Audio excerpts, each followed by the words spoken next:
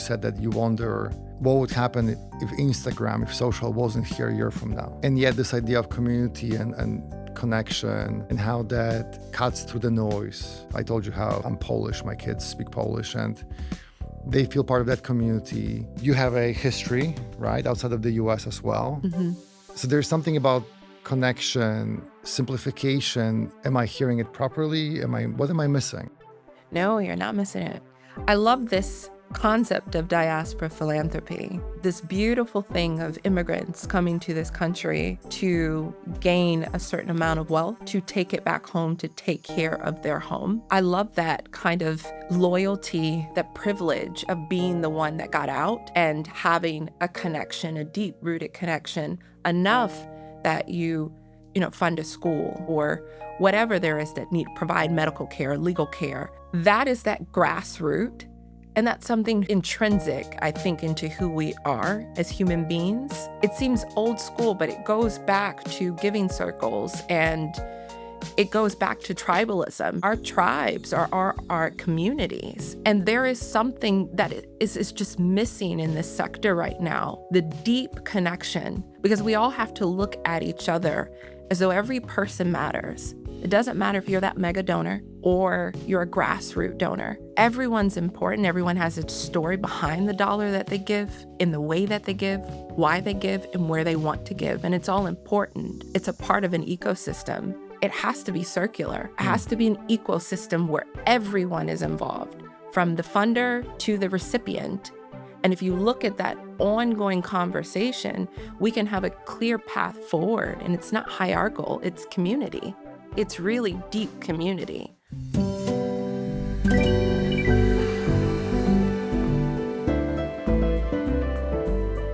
My guest this week is Crashonda Andrew, Senior Vice President of Global Philanthropy at United Way Worldwide. For over a century, United Way has been one of the most trusted names in global giving, mobilizing communities, funding local solutions, and driving measurable impact across health, education, and financial stability. But the giving landscape is shifting fast. The traditional donor pyramid is collapsing, and with it, the old rules of philanthropy. Crashonda is at the forefront of that transformation, reimagining how we engage donors, especially younger generations who care more about causes than institutions. Crashonda, welcome to Giving Growth. Thank you for having me. Thank you. Your journey towards fundraising, in my opinion, is a bit unusual. How did you start with this sector? Yeah, absolutely. So I think I was a fundraiser before I knew it was a profession. So I grew up Baptist, and my grandfather had a soup kitchen in Greensboro, North Carolina. And he used to feed the locals and fundraise to make sure that his community was fed. And I watched him over years caregive over his community. It kind of stuck with me. And I knew I had a heart of service based on his relationships with the community. And then I started getting to acting. And I had a career in theater for a very long time and took a pivot. My day job, I worked at senior centers in New York City. And I started to notice that a lot of the services and the access that they needed was dependent upon funding. And a light bulb went off. I knew I either wanted to be the person that made sure that the funding was there, or I wanted to be the person that made sure that impact was happening for those seniors. And so from there, I started fundraising for the local senior centers. And then it evolved into a career. And I spent some time with Feeding America, with the NAACP, and now United Way Worldwide. So you were a volunteer? No, it was my day job. So I was an actor, but to pay the bills, I worked at senior centers. And so I wasn't a volunteer. I started teaching yoga, chair yoga, theater, anything that I could find that could help me pay my rent. And then it became a love affair with the senior centers and the community, and they became my friends and my family. And then from there, I knew that they needed access, they needed services, and those services were at jeopardy due to funding. And so I made sure that those services and that they also had access in any way that I could, finding some type of revenue sources. And it evolved into a career. And here I am. It always surprises me how in life, and this has nothing to do with this podcast and the topic of today, but we do these things in life, let's say to pay bills. And the serendipity has a role in our growth, in our journey. Maybe we start in a role or in a position for one reason, and then 10, 15 years later, it becomes what we are all about. And I love how being willing to lean into these things and sort of letting us that current carry us can lead to some really wonderful places. So I don't know what you're hearing, but No, that's right. I think that's what happened to you, and I think it's without a wonderful. doubt. And I bought it my grandfather, Willie Johnson, because those seniors represented him to me. And there was this profound respect, and I felt honor and dignity, even as a struggling artist, doing that work because I felt like he would be proud. It reminded me of the soup kitchen, of feeding my community through the arts. And it just evolved. I felt a deeper connection to him. Once he passed away, I felt like I was holding up or living through his legacy and supporting the elders in my community. Well, on the way here, we talked about Hurricane Helene and how United Way played a role in supporting those communities. And that was my community. I'm from North Carolina. And United Way showed up. We were there before the disaster. We were there during the disaster and after the disaster. And that's the power of United Way. It is a collective community united during disasters, but also for supporting those that need it the most post-disaster. And that's the power of the network. I wonder how your grandfather would feel. Tell me his name again. Willie E. Johnson. How would he feel if he heard you share this story? He used to tell me when I was younger, I'm not proud of you. I love you. There's no pride in that. I know it all the time. And so that, I know. So I think he knew at 10 years old that I had the capabilities. I think the beauty of elders for me is that they have the model behavior to teach us, but also to show us through their lived experience. So I always reference him because I remember the way that he served in these quiet and still moments, from someone knocking at the door and asking for something to eat, or he had a beautiful piano in the entrance, and my grandmother would play piano with whoever would come in. And I just remember those still moments of just hospitality. And that really has informed me and influenced me as a fundraiser. What we've been experiencing for many years now seems to me a bit systemic. When I look at data in the industry, fourth year where the count of donors seems to be declining. In general, in the industry, giving is soft, but it's what seems to be happening is that we're getting more revenue from a shrinking base of donors. What are some shifts in society that are changing giving? What is your perspective on what's happening almost at the macroeconomic level with donors, whether they're mass, mid, or major, that's contributing to this base of donors shrinking? I think the first thing that I'm noticing is that I think we're all noticing is that the behavior is changing. You know, people are no longer just concerned about passive giving. They want to be involved. They want to feel connected, but they also want to know where their money is going. So there's a level of transparency, not just in the culture, but within the organization. People are they're really concerned about what the organization looks like for them. And the second, this is a big one, I think the rise in mega donors. You think of folks like Mackenzie Scott. I think those are great. We need those, but there is a huge shift in the value that we're placing on those mega donors that we're not really paying attention to mid and then even mass donors. And I think that shift is reflective of what's important to us. And I think in order for us to evolve, we have to look at every individual, no matter if they give $25 to $25 million, as important and as a partner for the organization. Do you think that there are more mega donors because the disparity between the rich and not so fortunate is becoming? So there's just simply there are more mega donors because there are more people at the top of the pyramid, literally, who have immense amounts of wealth, and that becomes so attractive to charities to go after that it's very easy to forget about people who give $20 a month. Without a doubt. I think it's so easy, but you also think of the competition then, right? If you say there's a mass amount of charities that are focusing on the wealth of it's a lot, but it's a few in comparison to mass donors, then who's paying attention to those mass donors? And also the moves management.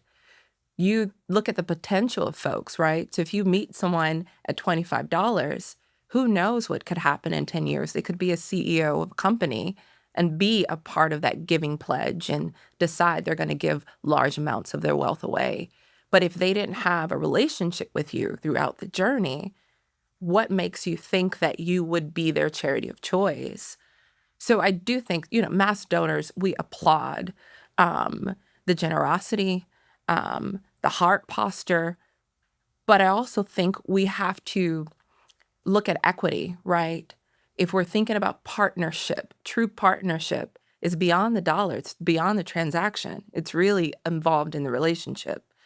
And so we can look at going after mass mega donors and then realize we don't have a relationship with them. So what makes us stand out? But the donors that we didn't pay attention to, who had been giving to us for years, who might have an opportunity to gain, unsurmountable amounts of wealth. Are we focusing on them? Are we in partnership? Are we in community with them? And the circle of life is so small. People are connected in ways that you never know. So those mass donors could be connected to Mackenzie Scott, or she could be focused on them. And there's been a lot of mega donors who have also presented challenges to charities. I will give you this, but you also have to raise money and focus on the folks that are your true partners as well. Well, I imagine if I'm a mega donor, I also have specific needs, and charities are looking for unrestricted giving. That's right. This all looks complicated and paradoxical because when you think about the classic giving pyramid, we're supposed to care about those that are just participating and they don't give, but they support through their actions. And then someone else gives $10 per month, someone else $5,000 per year, and someone else $1 million per year. And we're supposed to care about all of them. And when I hear this, I do think it's confusing for a charity to really know, what am I supposed to do with limited staffing, with limited resources? I actually have lots of empathy for this pull towards mega donors. I get that. And yet the bottom of the pyramid is eroding. When you think about donors who are giving $10, $20 a month, what is happening with them? What's happening with their engagement? What's happening with their sense of connection to a charity's mission? So I think there's two things. There's also a shift in technology, right? So the way that we reach people has evolved. So there's folks that have maybe giving that $20 to $25. It depends on what generation they are at, right? So we have multi-channel approaches. If folks have been giving, via check for years, we still have to keep that direct mail engine going. What I'm noticing is in the sector that people are shifting their strategy and looking at those channels as maybe outdated. There's a movement more towards digital and giving people more opportunities to give in the digital world. But if we don't look at that steady $20 that someone wrote that check for the past 20 years and keep that channel open, they're either not going to give anywhere or they're going to find an organization that meets them where they are. So I think that's also an approach that we can't have a one-size-fits-all model.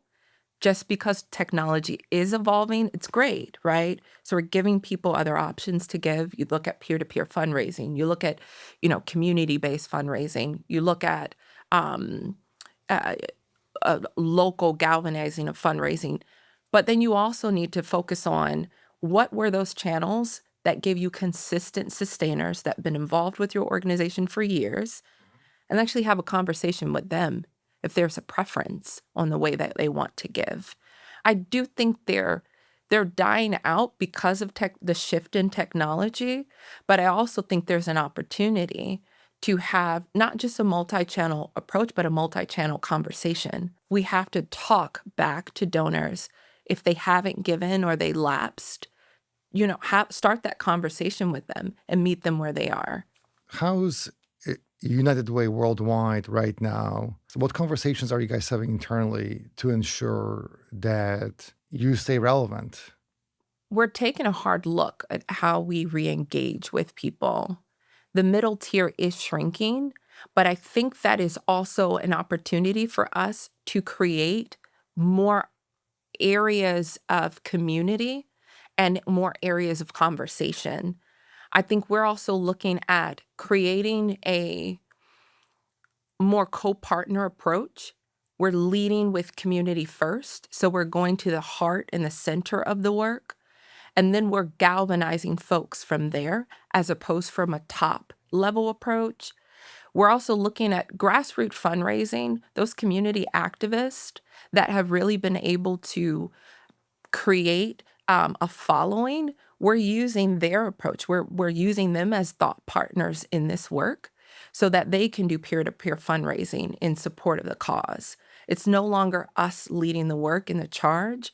We're now thinking, how can we galvanize those that we support, but also those that are directly affected by impact can now be ambassadors for the organization. Something you told me went like this, that we need to simplify chaos that is outside. And I'm also hearing you refer back to community again and again. Mm-hmm. How is the idea of simplifying chaos that is outside linked with community, if at all? Well, it's directly linked with community because the community are the ones that are experiencing the chaos, and we are a part of community. I think you think about, for me, it's flipping the idea of loyalty on its head, right? We look at sustainers. We think those are our most loyal givers. But if we really think about it, the ones that are on the ground, that are directly impacted, that is who we should be most loyal to. And so United Way, we're figuring out that we ourselves as fundraisers have to be in community and allow our givers to be a part of it.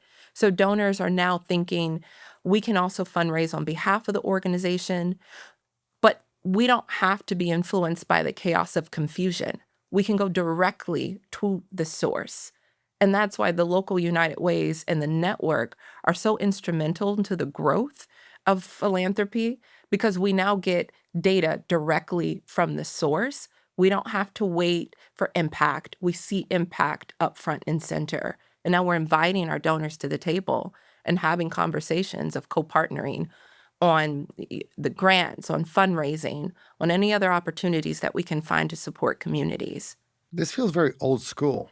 This feels like, and you said it to me back in April, you said that you wonder what would happen if Instagram, if social wasn't here a year from now, or will be here a year from now. The reality of what we experience online tomorrow in several years may be quite different. And yet this idea of community and connection and how that cuts through the noise. And I also think we yearn from it. I told you how, I'm Polish, my kids speak Polish, and they feel part of that community. You have a history, right, outside of the US as well. Mm-hmm. So there's something about connection and just simplification and really being on the ground that I'm hearing you talk about. Am I hearing it properly? What am I missing? No, you're not missing it. I love this concept of diaspora philanthropy, this beautiful thing of immigrants coming to this country to gain a certain amount of wealth, to take it back home, to take care of their home. I love that kind of loyalty, that honor, that privilege of being the one that got out and having a connection, a deep-rooted connection, enough that you fund a school, or you support the local food bank, or whatever there is that need provide medical care, legal care. That is that grassroots, and that's something intrinsic, I think, into who we are as human beings. It seems old school, but it goes back to giving circles and it goes back to tribalism, right? Our tribes are our communities.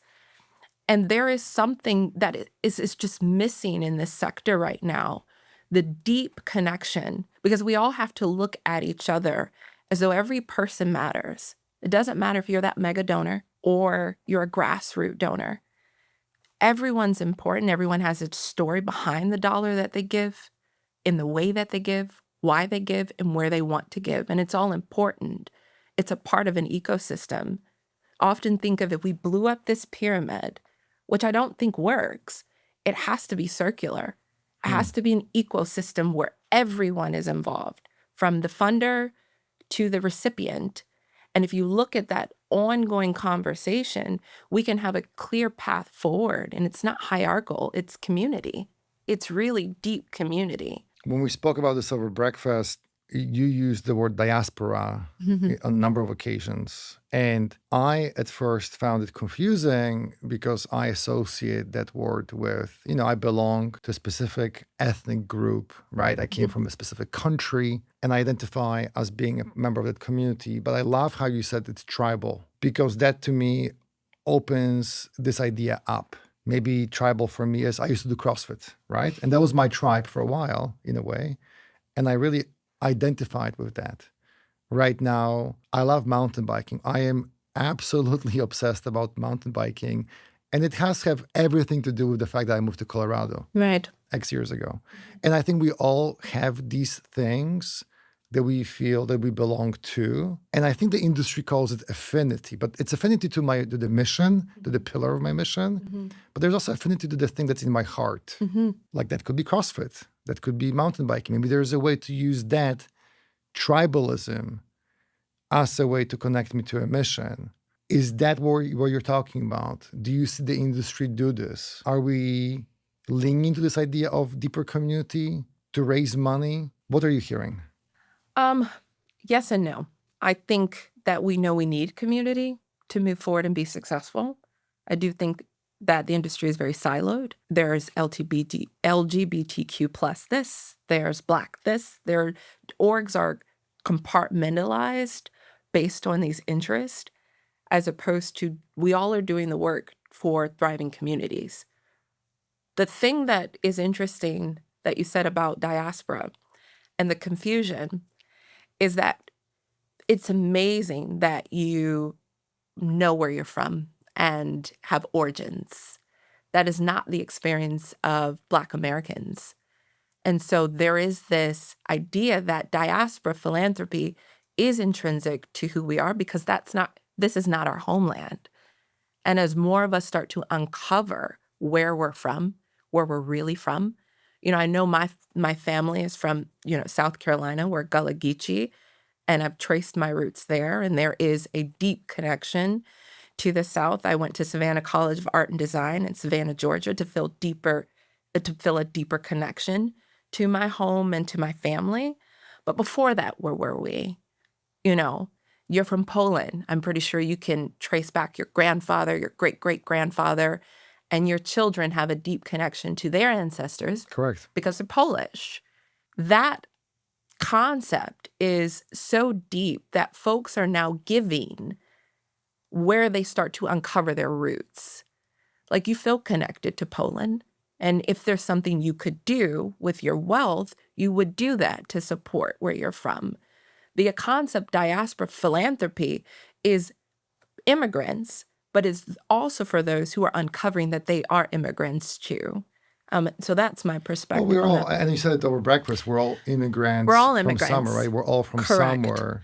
And I like how you're expanding this definition. Right. And I think the way that I'm seeing in the sector is this global aspect. We're now seeing the interconnectivity of philanthropy more than ever before. The U.S. is a leader in a lot of things, but when it comes to direct impact, maybe programs, we're learning a lot from the continent of Africa. We're learning a lot from the Caribbean. We're learning a lot from Canada. I think there's such a beauty in us all being in conversation about how do we help people together in harmony? How do we thrive together? And how do we start to fix some of these issues that we have the power to do in our generation? We have the power to do it now. And that's the concept of diaspora philanthropy, is this kind of back home mindset of this loyalty. It's interconnected generationally, globally. There are British, citizens that are Nigerian, Caribbean. Yeah, and it's also complicated, right? It's complicated. These tribes are they're not monochromatic. That's right. It's That's there are right. many shades. There are many angles. That's right. They're not monolithic. They don't think the same. We don't talk the same. We have to be in conversation to understand that and be in relationship, which is so important. So I want to make this real. Mm-hmm. Two thoughts, and tell me what you're hearing. And we didn't rehearse this, right? So this is on the fly. Okay. All right. But the key idea is diaspora philanthropy. Mm-hmm. In the industry, we talk about affinity. But I think it starts first with, I belong to this, let's call it tribe. A charity has a certain mission that I have an affinity towards. But if I view that affinity through the lens of my tribe, the shading changes. The messaging changes, right? My emotional connection with that mission changes because it's through the lens of my lived experience. And then there is impact. Actually seeing that the time I put together to go to do a march, or $20 I gave per month, or whatever the amount, there is actually something about a dopamine hit that I'm also, like, I'm meeting that need. So I look at it as a triangle, and I wonder if this makes sense to you. Mm-hmm. I'm part of this tribe. That's one side of the triangle. I feel connected to this charity because of their mission, because of how I viewed their mission through my lens. But I also need to see impact that my work is doing. Is this all diaspora philanthropy to you? What are you hearing? What am I missing? That's good. That is it. That's it. I feel connected. I believe in the mission. I see the impact. And then it's all connected in some way. But someone has to be in conversation with me about it. So let's talk about that. Yeah. That's actually a great segue. Thank you. Mm-hmm. You're making my life easier. To another quote that I wrote down that you shared with me. And this is your original thinking. You said, younger people want to answer why differently. Because I think that hits at, yeah, this is great, but how do I actually know what's in your head as a fundraiser? So what is your take on the why that young people want to answer differently? Young people want transparency. They want to answer the hard questions, which is a different why. I remember growing up, my mom would say, do this because I said so. That no longer exists. Young people really want to know why. Why you? Why can't I do it myself? Why can't I give it to my friend?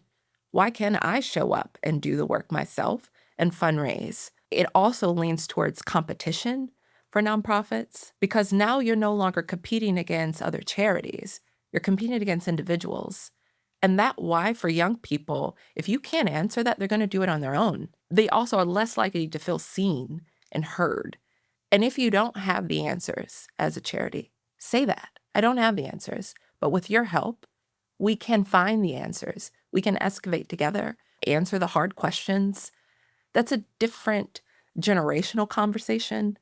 I think it's a tough conversation, but it's needed to move this sector forward. Young people are also really, really hesitant to be loyal to something that's ever changing. They're looking for consistency. You're going to be transparent about the things, be consistent about transparency. And I'm seeing that more than ever, is if we decide to evolve, the evolution is continuous. We can't just give it up with DEI. We have to continue to evolve and meet the times. And people have to be able to feel that they are seen and heard, but we're inclusive, right? Inclusive in mind, inclusive in heart. That's very important. That's something I'm noticing, that a lot of young people are really, really challenging the charity concept more than ever before.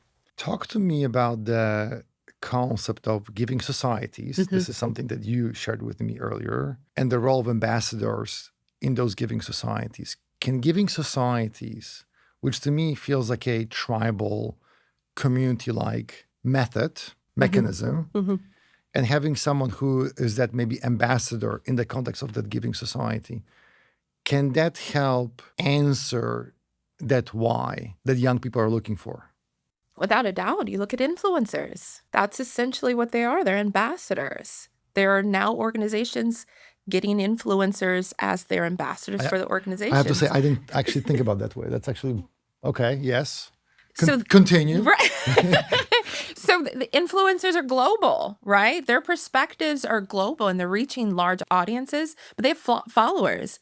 And they also are decision makers for a lot of work. I think of when disaster hits, we have pivoted and looked at, what influencers are saying on any social media platform about if it is their local disaster in New York or in North Carolina was one of those. A lot of influencers galvanized to fundraise. And that is so important when you think of tribal, right? This followers is tribal. People are connected to the mission, whatever the mission might be. They're connected to the heart, the issue, whatever the case that the influencer has lifted up. And then they're also looking back at it of, okay, I'm making an investment because now they have paid advertisement. They're also doing exclusive videos where people pay to follow them. There's something about that in the marketing perspective that charities can kind of use. We can use that. And it's helping us also understand the mind and the heart of this next generation of givers. If I'm a charity, so we spoke about the triangle, right? What I care about, what tribe I'm connected to, because of just my, again, unique experience. But the assumption is there are many people like me sort of out there, maybe in Washington, maybe in New York, maybe in Denver. Unlike with influencers, that to me smells and feels like something that's in person. Tell me if that's true. Okay. It could be virtual. Can it be virtual? Yes. Oh, it is virtual. I mean, it is in person, but there's layers to this influence, right? You think about, we have the digital aspect. They're doing, in-person meetups of some sort.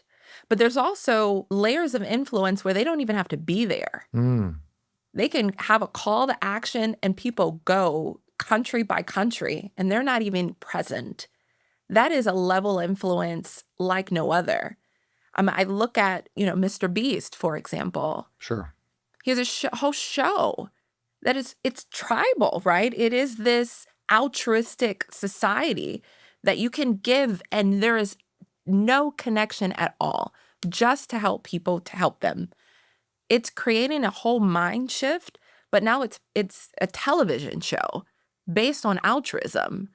I think that is not just in person, it permeates society in a really deeper way. That makes sense. I mean, I like the Drive to Survive show on Netflix, F1. I have never been in my life to an F1 race. Never. And that's actually a category. I read about this. That you should. I should, but I don't need to. And I think that's what you're talking about. Yeah, because you can watch the show. I still feel like I'm a fan of F1. I didn't used to be. I never thought about F1.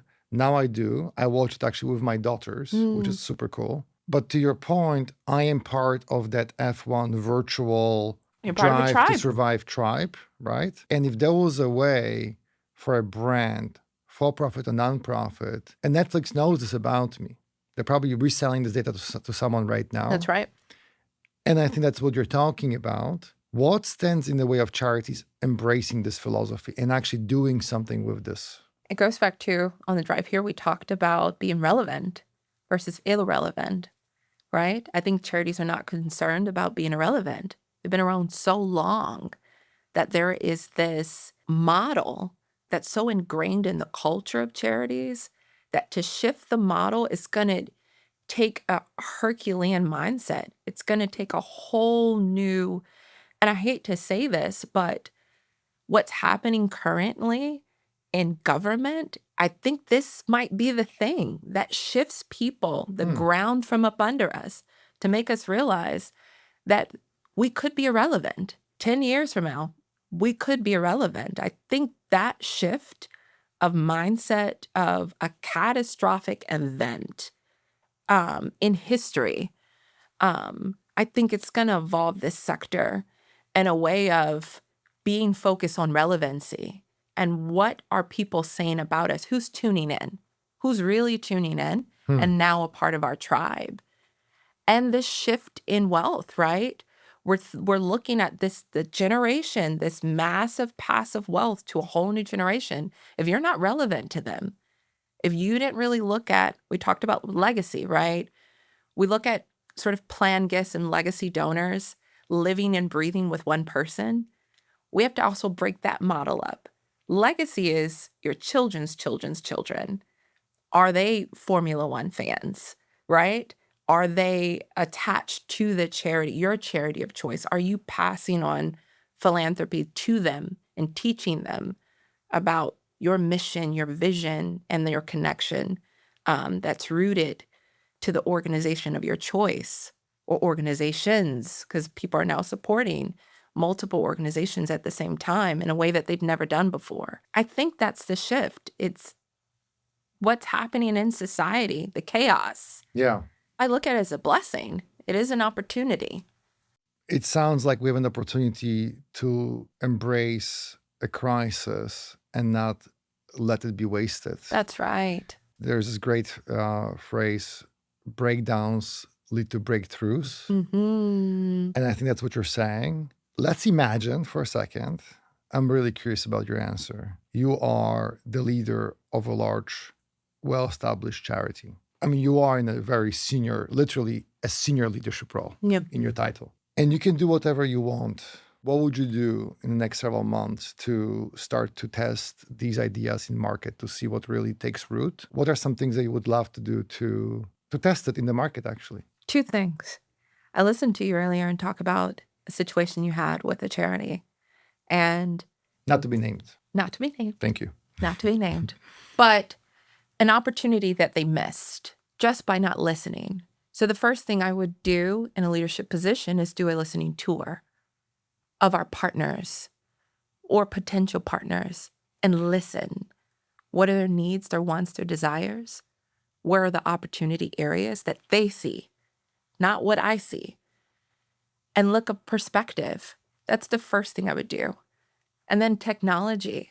I would allow as many opportunities as I can to be relevant through marketing, but also relevant to people giving. How can I show up in various spaces that no one thinks about or that they use all the time? How can I show up through business cards, through your local grocer? How can I show up and meet people where they are and give them an opportunity to be in relationship, but also to give if they want it to? There are some interesting places that I assumed charity was in my position and realized we're not there, right? We think of mobile pay. We think of our digital platforms, but we're also not in the most interesting places. We're not in our schools in a way that we should be. We're not in the local community in a way that we should be. My husband and I go on these walks, and as we're walking, I remember when I was younger seeing advertisements for local charities. I remember seeing the Red Cross. That I don't see it anymore. So that's one way. I would show up where people are and be present. And then the third thing I would do, and this might be controversial, but I think it's an opportunity that we're not taking by having young people at the table. We think of experience based on age. I think experience based on life, right? There are some young people who have experienced a lot more in their 18 years than folks have at 50. So I would invite a lot of younger people to the table to make decisions. And I'm talking about fresh out of high school, fresh out of college, really smart.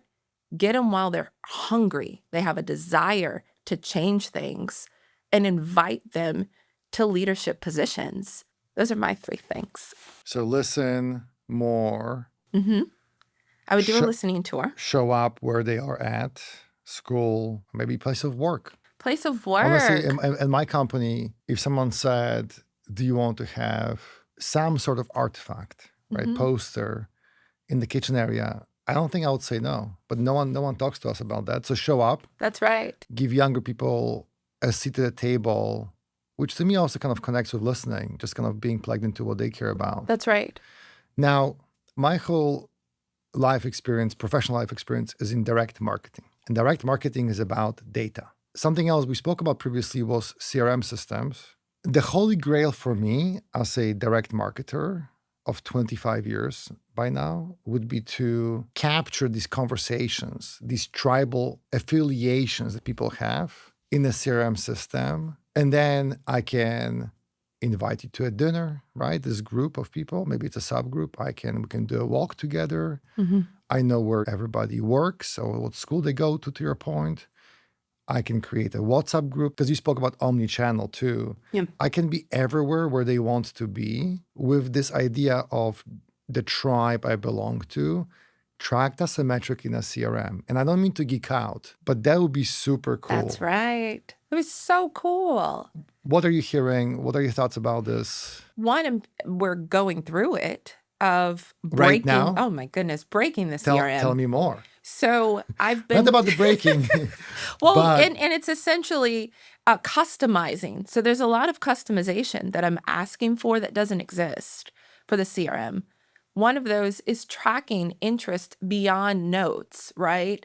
So I really want to get granular. I want to really talk about, what's their favorite food? I know you like bacon, right? So when if I had travel, to go I told you. When you travel, not at home, you like 2 plates of bacon. I spoil myself with bacon. It's true. It's now on. It's so out I there. would put Everybody bacon. knows now. Thank you. Food choice, bacon.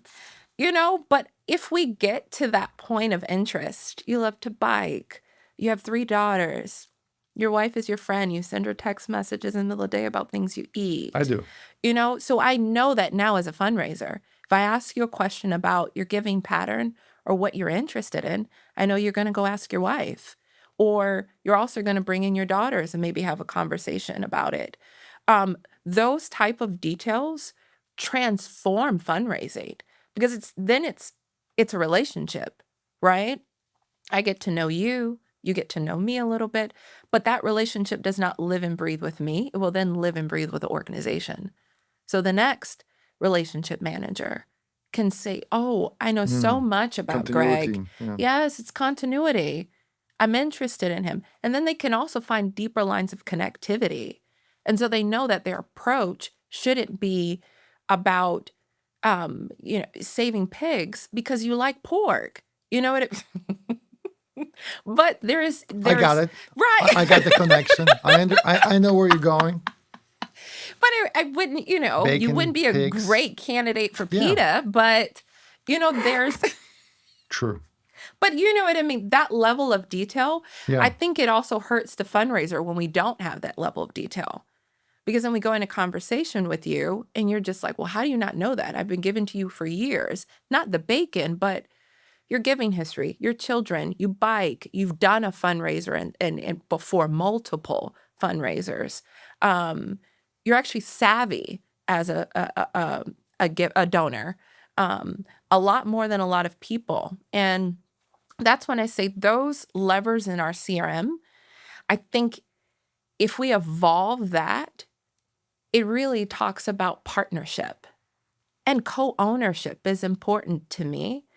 A lot of my donors I look at as co-owners, right? I'm hired to do a role, but they're also a part of me being in the role that I'm in. So their gift also helps with general operating dollars, which helps me have the position that I am in. So there's a level of respect. There's a level of integrity that comes with the more I know about you. And there's a level of interest, keen interest, that's not based on the transaction. Something I have gotten much better at lately, and it also has to do with my role growing up, is listening. I used to, especially in my 30s, way too much coffee, right? Like working a lot and more impatient than I am now. And I would cut people off. And I think that was disrespectful. In retrospect, I didn't mean to be disrespectful. I just think it comes across as disrespectful, or just not a great listener. And I think we all like when someone listens to us because it shows that someone gives a damn That's right. about us. That's right. I think that's what you're talking about. And I agree with you based on my personal experiences that more listening is needed, more peeling of the onion kind of listening, the layer behind the layer. I also think it's hard for anyone, for me, for us, for a for-profit brand, non-profit brand, to listen well. I just think it's hard in general. So that's just an observation, but I love your CRM example and the changes you're doing right now. Can you share any challenges in changing how what we listen to is tracked? Challenges Or are opportunities, or just your okay. experience I on would the journey. I would say that the donor journey, that's an opportunity, right?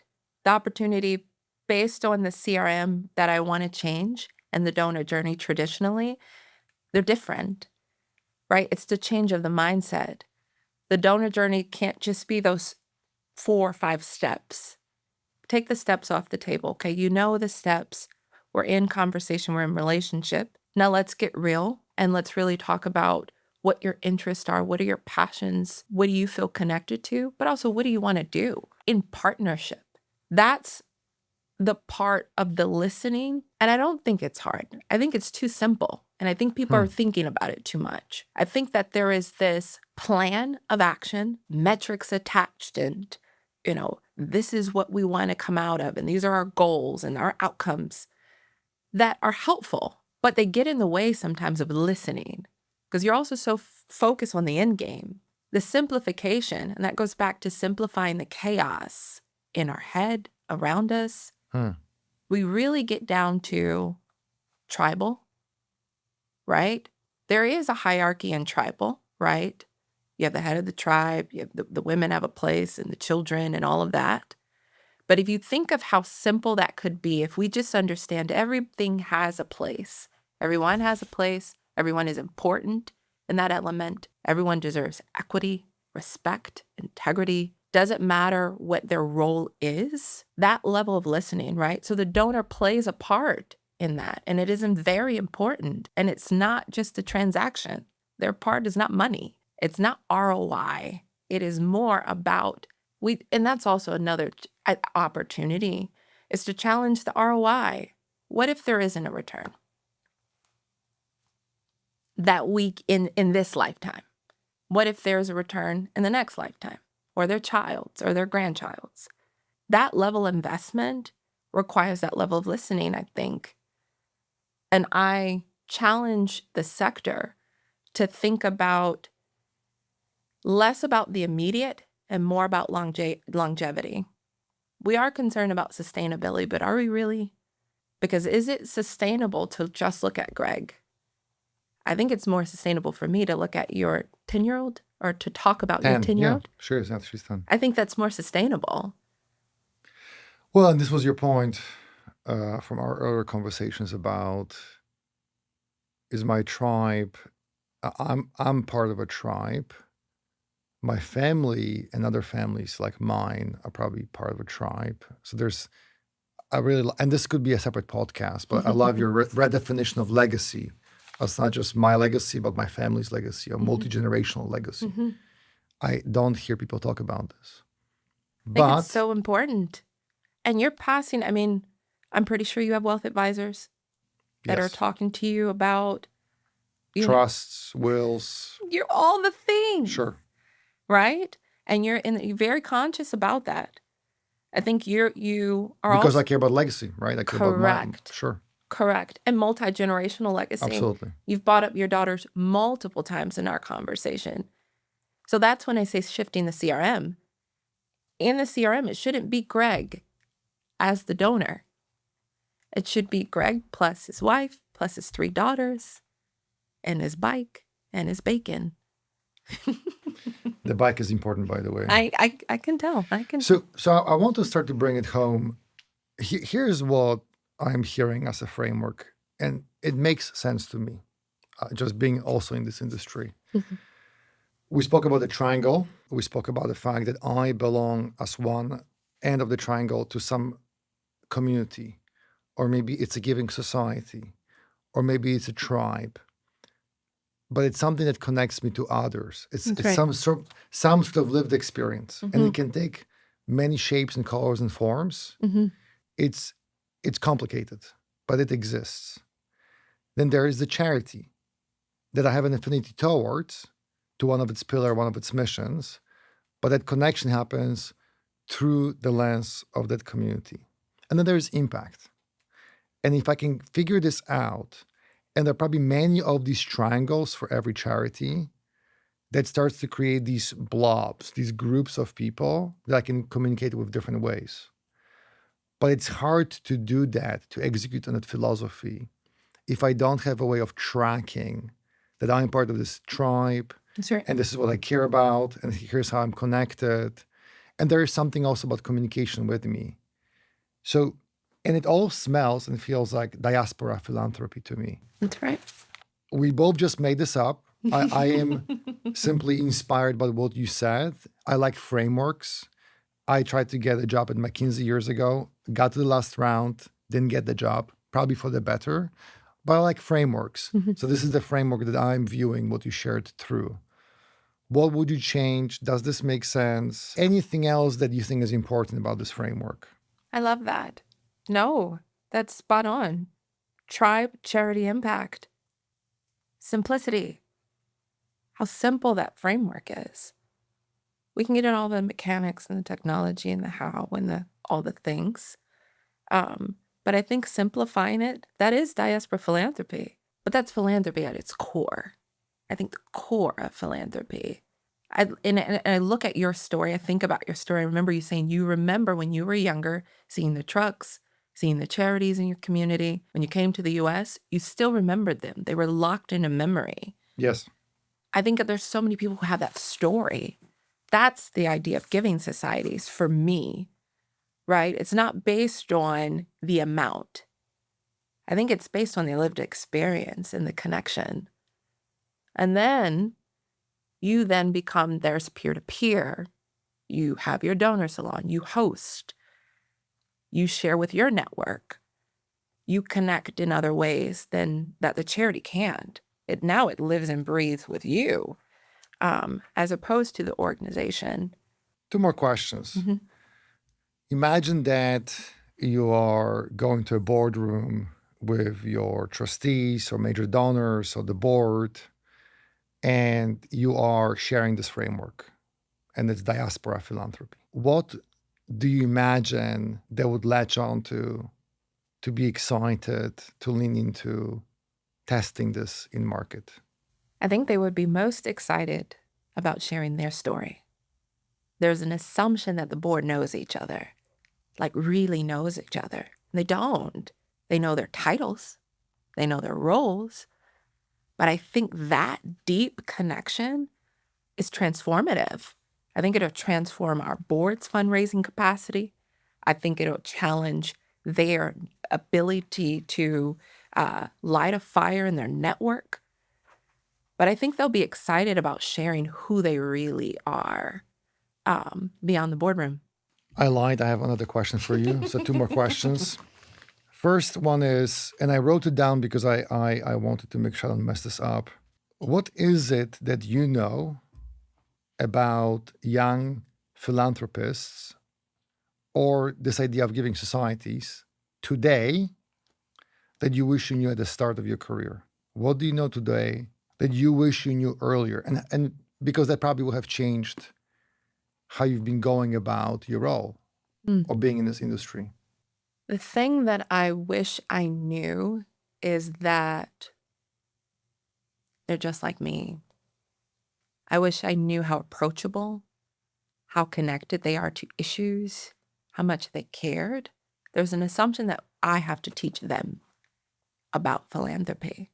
And that I know now is how savvy, how smart, how intuitive, how connected they are to the causes and beliefs that they care about, that they now can teach us something. And so I am now challenged with looking at them as partners and colleagues in this work, that if I knew that before, I would have so many more friends, so many more partners in this work. But once I figure that out, that, oh, this person's net worth does not dictate who they are as a person, that I could go up to them. I could go up to a Greg or an Anton, and we can craft and have a relationship beyond title, money, religion. That's something I didn't know before. I was so intimidated by young philanthropists. But now I'm just like, okay, they're figuring this out themselves, and we can figure it out together and have enormous impact and partnership. And you know, the beautiful thing about my career, that has been my calling card, are those relationships. Once I figured that out, I was like, oh, they're my friend, and you're interested in having a conversation. They're really a cool guy. They would love to know what we're doing. And that, I think, was transformative, because I realized how many other people didn't get that. So that's something I would have taught myself before, is people are approachable. They're people. Connect, have relationships beyond the transaction with young people. With young people. With young Very people. well. I told you I just turned 50. I feel With you, you're still excluded. young. You're still young. Final question. So I think this idea of fire in the belly, I talk about this at work a lot. And I think that's important, because I always tell my team, my job is to unpack your possibilities. That's what I'm here for at my level. If they win, I win, everybody wins, right? They win, I win, our clients win. We're all winning. Really. Right. And it sounds a little... No, it's the truth. It's the truth. It's the truth. The first step is for me to understand what's most important to them, aka fire in the belly. What are they determined to get to? Because I cannot take them up on a journey up That's a right. mountain. That's right. If I don't know which mountain they want to climb. I'm the guide, and they're the active participants in this journey. But I need to know, like, where are we pointing the compass? Where's the compass pointing for you right now? Like, what's your fire in the belly? In professional sense. Professional sense, diaspora philanthropy. It's such a fire for me. I didn't mean for this to be a leading question, by the way. No, it is. I'm really passionate about the story of people who are not from here, immigrants, and how it's just an untapped group. But also their resources are untapped, and the amount of wealth that people are able to attain coming to America. That's a whole case study in itself. Greg, the amount of wealth, I think that's just not talked about enough. There's this idea of the American dream, but there's an immigrant dream. That is so much more powerful and interesting to me. There's a reason why my team is very diverse. And to your point, my work feeds through them.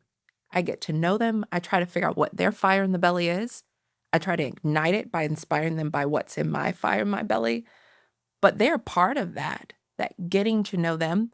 I have folks that are immigrants on my team that I feed off of, listening to the story of, their mother and their father coming to America with some of them with clothes on their back, being a channel for the rest of their family to come to America, and then amounting enough wealth to go build a home back home and support a school and to sponsor people to come to America to do the same thing. I'm so passionate about that. And I think in my sector, it's not talked about enough. I think we know, but do we really know?